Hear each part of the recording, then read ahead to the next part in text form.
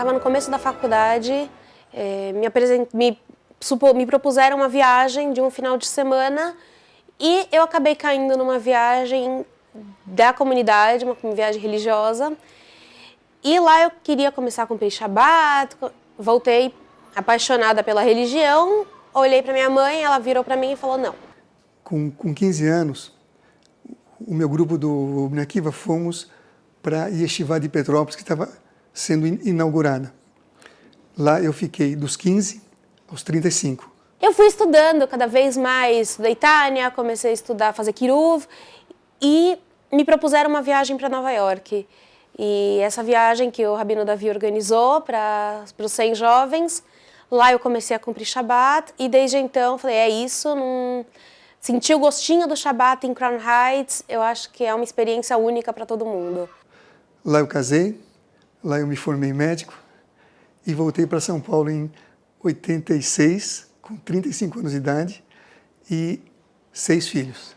Aqui em São Paulo nasceram mais 5 filhos. Eu fiquei religioso durante o curso de medicina, a partir do 3º ano. Comecei a estudar numa instituição de Kiruv aqui em São Paulo. Depois eu tive a oportunidade de viajar para Israel.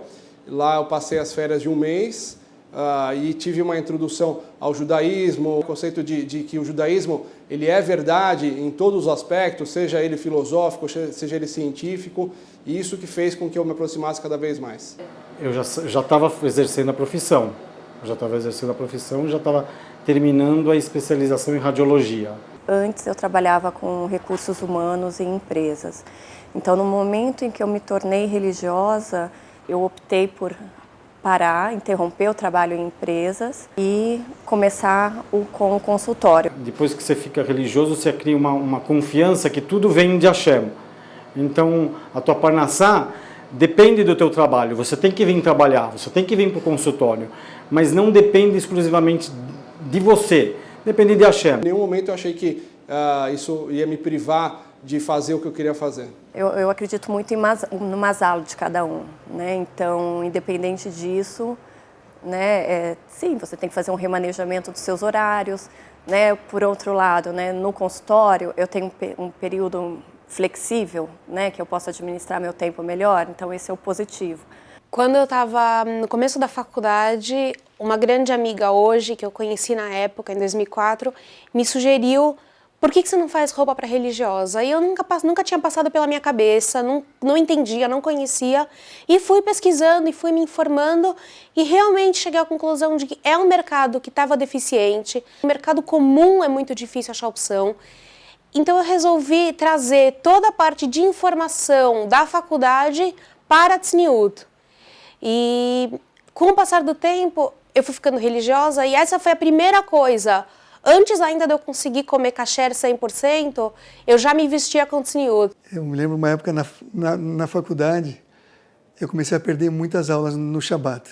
Aí o professor me chamou e falou assim, olha, ou você vem na aula, ou você vai perder o ano por falta.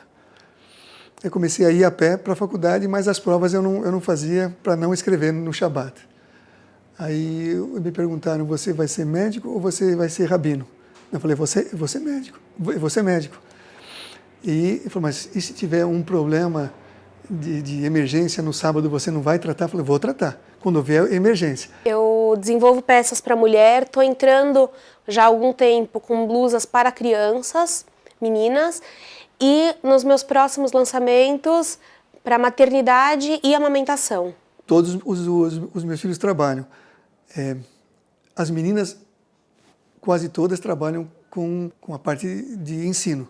Elas são professoras, a mais velha depois de casada, fez pedagogia e pós-graduação. O mais velho, ele fez o contrário. Ele primeiro casou e depois ele foi para Israel. Ele trabalha hoje, ele é um auxiliar de diretoria de uma grande importadora. Ele tem um salário digno, né, dá para sustentar a família dele. A mulher dele também é professora. Uma coisa interessante que eu tinha no consultório é que antes de eu fazer tchuvá, os pacientes vinham naturalmente e tinham aquele cumprimento natural com as pacientes. Depois que eu comecei a ficar religioso e fiquei religioso, não tem mais esse contato físico antes da consulta. E uma paciente de mais idade me falava assim, não, eu já tenho idade suficiente para ser sua avó, então não tem problema de você me abraçar, me beijar, é mitzvah. E não pode. E ela se adaptou e me respeita nessa situação. Quantas vezes já me falaram, poxa, por que não trabalha de sábado? Sábado é o melhor dia, todo mundo quer passar no médico de sábado e tal. Mas a gente vê que, na verdade, quem manda a parnassá, quem manda o sustento é Hashem. E no final das contas, quer dizer, o que você vai ganhar está determinado em Rosh Hashanah. Então, a brahá, ela vem do jeito que Hashem quer que venha. Quando a gente estuda a Gemara, então a estatística do Talmud, da Gemara, é que para cada 1000 estudantes, um se tornava rabino.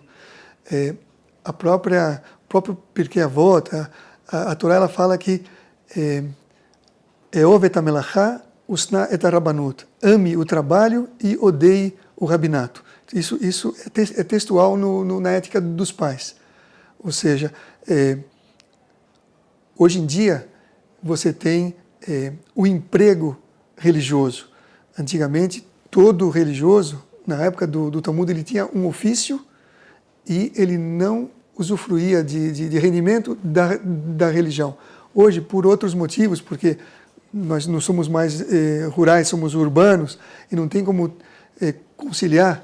Então, o rabino hoje ele tem salário, porque é professor, porque ele é líder de uma comunidade, mas antigamente, os grandes sábios da antiguidade, eles tinham רחמן הוא יחיינו ויזכנו ויקרבנו לימות המשיח ובניין בית המקדש ולחיי העולם הבא אש, אש, אש של משיח לי אש, אש, אש של משיח לי אש, אש אש של משיח בלב